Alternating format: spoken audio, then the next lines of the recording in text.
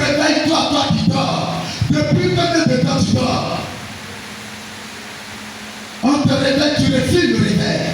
Depuis combien de temps tu dors? Il dit réveille-toi. Toi qui dors, réveille-toi. Relève-toi dans tes morts et Christ te lèvera. Tant que tu ne te lèves pas, il n'y a pas de lumière pour toi. La lumière symbolise le succès. La lumière symbolise la prospérité. La lumière symbolise la visitation de Dieu, le soutien de Dieu, la gloire de Dieu. La lumière symbolise l'élévation dans tout ce que tu entreprends. Mais il dit, relève-toi dans tes morts. Christ fera briller sur toi sa lumière. Dieu cache notre bénédiction dans le service. Quand tu vas te lever et que tu vas commencer à servir le Seigneur, Dieu va te bénir. Si tu es appelé à balayer le temple, fais-le avec joie, fais-le très bien. C'est dans ça que tu auras ta récompense. Si ton travail c'est de venir nettoyer les chaises, fais-le très très bien. Fais-le. Si c'est pour acheter un notice pour que je suis en train de prêcher, fais-le.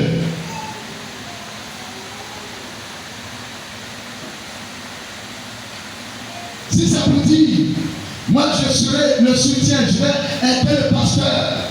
S'il a besoin de moyens financiers pour quelque chose, je serai là pour le soutenir. Si c'est ça, Dieu t'a appelé à faire, fais-le.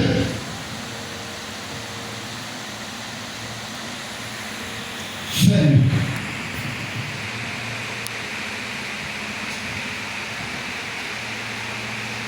Réveillez-vous. Réveillez-vous. Réveille-toi, Église. Arrête de dormir. Ce que tu as arrêté, reprends le travail. Reprends le service. Reprends le service. Il dit, je n'ai pas de temps puisque vous voyez, vous savez à quel temps nous sommes. C'est l'heure de vous réveiller en fin du sommeil. Car maintenant le salut est plus près de nous que lorsque nous avons pris. C'est l'heure, Église pleine vie, c'est l'heure de te réveiller. C'est l'heure que l'Église se réveille.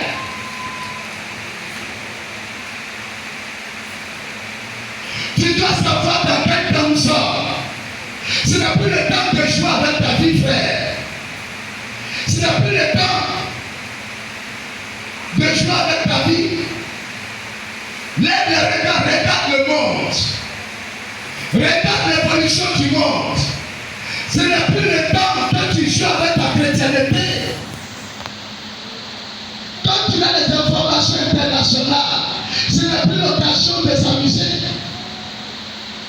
Les prophéties s'accomplissent. La vie devient de plus en plus difficile. Les choses deviennent de plus en plus compliquées. Ce que le Seigneur attend, c'est le réveil. Les hommes sont désespérés, découragés. Ça se suscite. On se livre à la drogue, à l'alcool, croyant trouver dans ces choses un réconfort. Mais les gens sont en train de se détruire davantage. Pas de consolation. Pas de consolation. La drogue ne peut consoler personne. L'alcool ne peut consoler personne. Mais le Seigneur Jésus nous a fait une promesse. Il dit, je ne vous laisserai pas orphelin. Je m'en vais. Je vous enverrai le consolateur.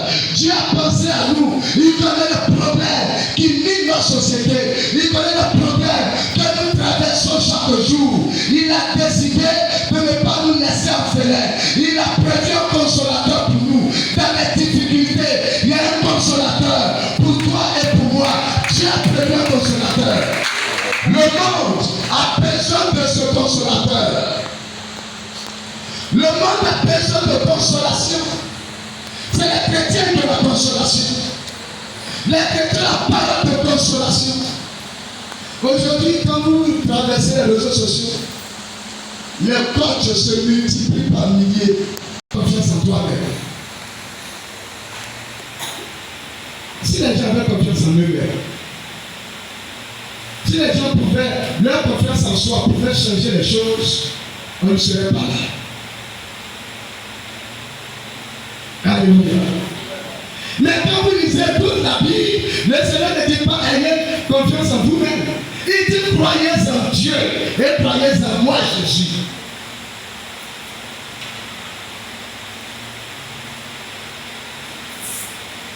Croyez en Dieu et croyez en moi, Jésus. Il dit sans moi, vous ne pouvez rien faire. Moi, ma capacité vient de Dieu. Ma capacité ne vient pas de moi-même. Si je peux accomplir quelque chose, ça ne vient pas de moi, ça vient de Dieu. Je rends gloire à Dieu pour cela.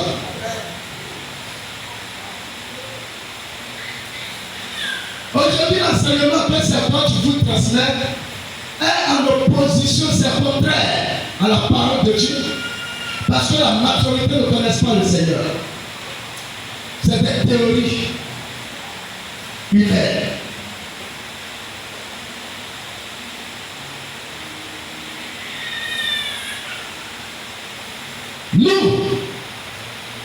Nous avons confiance en cette parole qui dit je ne te laisserai pas, je ne t'abandonnerai point, je suis toujours avec toi.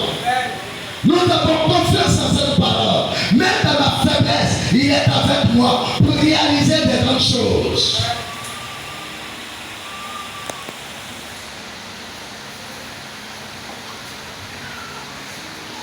Alléluia.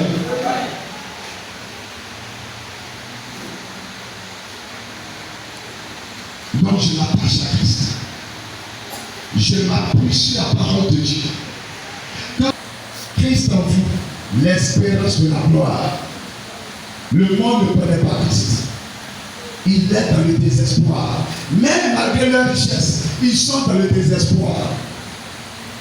Malgré leur argent, ils sont déprimés. Ils sont toujours en train d'aller voir les psychologues. Parce qu'il y a la dépression.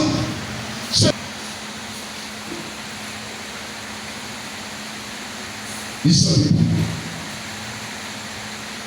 Regardez les jeunes chrétiens. Ils marchent dans la rue sans souci. Ils cherchent le nom du Seigneur. Il est heureux. Il est joyeux. Il est béni. Sa bénédiction ne dépend pas des biens matériels.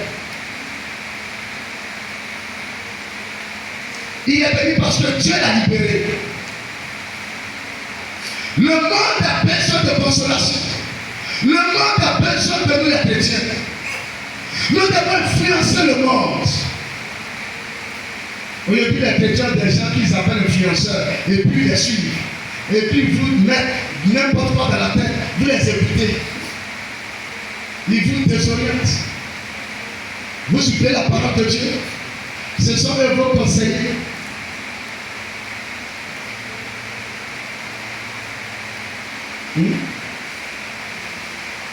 Jusqu'à même, Paul Santo, dans sa nouvelle chanson, il dit toi tu es femme au foyer, tu es mariée, c'est femme célibataire qui donne conseil. Eux-mêmes, ils vaillent le mal et puis partent. Toi tu es femme au foyer, c'est célibataire qui te donne conseil. Toi tu es chrétien, c'est païen qui t'oriente.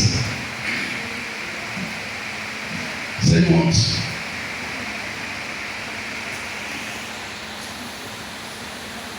Nous devons influencer le monde. Nous devons conduire le monde, éclairer le monde, diriger le monde. Oui, c'est notre mission. Le Seigneur dit nous sommes lumière, la lumière du monde. Le monde est dans l'obscurité. L'obscurité devient de plus en plus profonde. Le monde s'égare davantage. Regardez les lois qui sont prises dans les pays, dans les nations, dans les grandes institutions. Regardez les lois. Le monde est en train de s'étaler davantage. Le monde a besoin des chrétiens. Les hommes sont désorientés. Le monde a besoin des chrétiens. Où est l'église? C'est le temps où l'église s'élève. Même si nous sommes une minorité, l'église doit se lever. À l'image de nos pères dans la Bible. Et si pour cela de votre persécuté, nous devons accepter la persécution, ce qui prouve que nous ne sommes pas avec eux.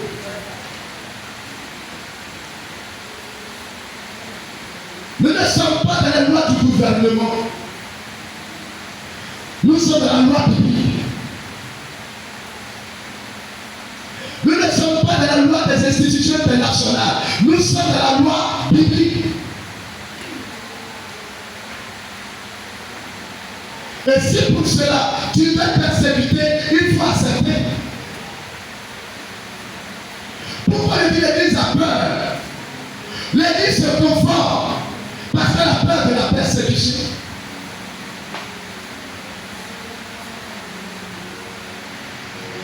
L'Église se conforme. Une Église conformiste. Une Église qui accepte tout. Non, il faut faire douce. L'église. Alléluia. Le réveil ne viendra pas. Le réveil ne viendra pas. S'il n'y a pas une prise de conscience, le réveil ne viendra pas. Le réveil ne viendra pas. Tant qu'on ne sort pas des compromissions, le réveil ne viendra pas. Le réveil ne viendra pas. Tant qu'on ne va pas dire nous sommes chrétiens, nous ne nous reconnaissons pas dans ces choses, le réveil ne viendra pas. Le réveil ne viendra pas si on ne sait pas faire la différence entre ceux qui sont les enfants de Dieu et ceux qui ne le sont pas. Le réveil ne viendra pas.